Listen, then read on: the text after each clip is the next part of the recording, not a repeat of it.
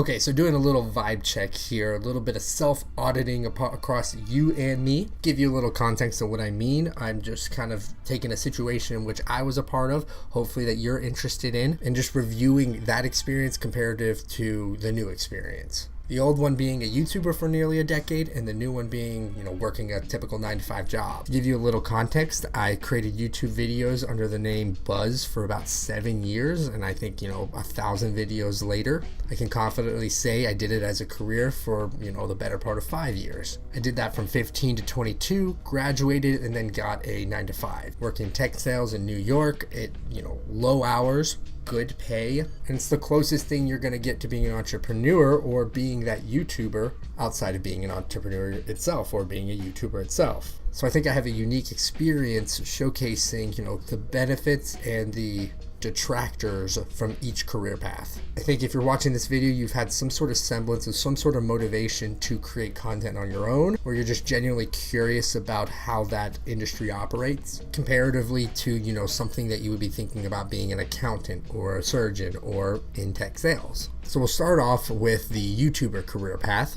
what was so good about it, and then why I chose to do a 9-to-5.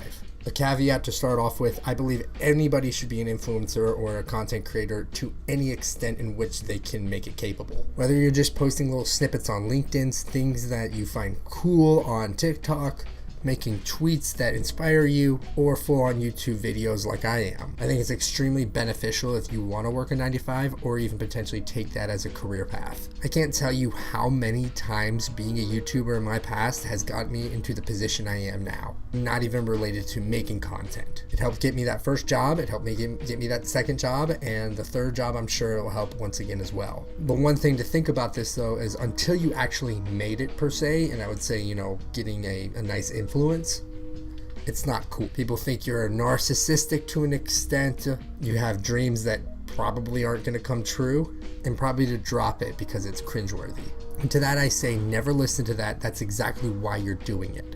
If you hear phrases like that or statements like that whenever you post something on Snapchat, whatever social media outlet you choose to create content on, you should never feel guilty about it. I mean, think about how many people post stories on Snapchat. Everybody posts in some way, fashion, or another on social media. So what makes it different if you're doing it consistently and have a deliberate purpose? Just had to get that out of the way. I think, whether you're doing it full time or just having something on the side, it can only help your brand and elevate your name. But taking it towards a career path, then you need to really add the layer of consistency and entrepreneurship, looking to seek opportunities to help monetize that content in which you're creating. That grind, that process of continually editing and producing videos every single day, and talking Saturdays and Sundays as well, and holidays, and adhering to a schedule, that's extremely difficult no matter how many hours you put in. Let's say you commit to making one video a day. Well, you better commit pretty hard or you're not going to find that level of success in which you're looking to achieve. YouTube's algorithm and the way they favor certain channels and certain type of content is they look and see how consistent you are,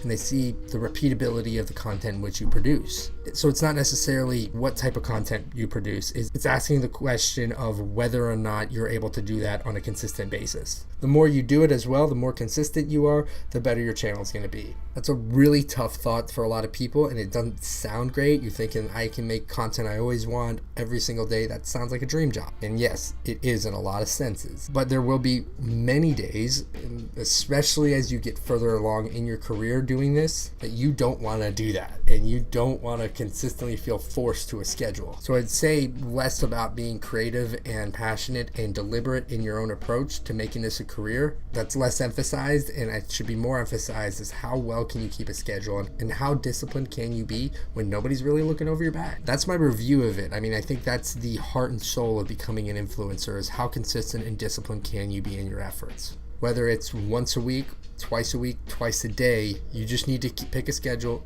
and adhere to it.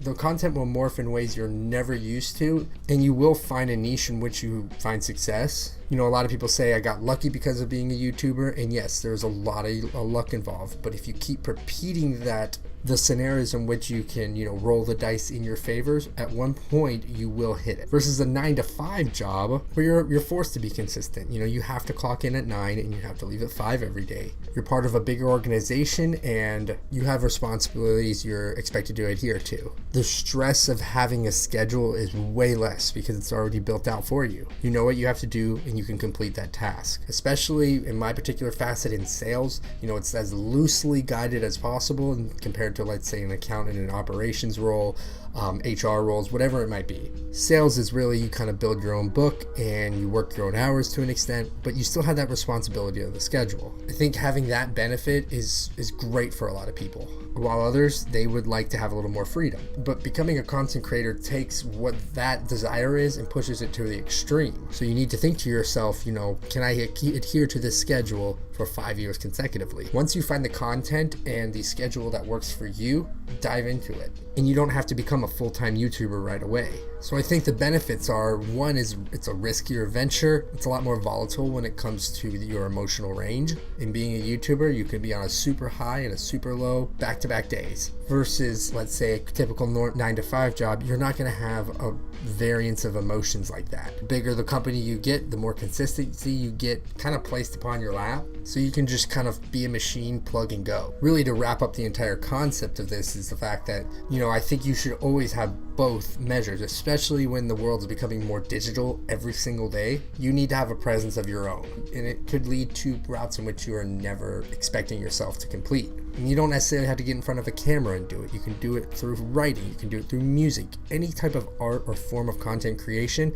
If you choose that to be your route and that to hang your identity on, and you're consistent with it, the avenues that it will lead are just unimaginable.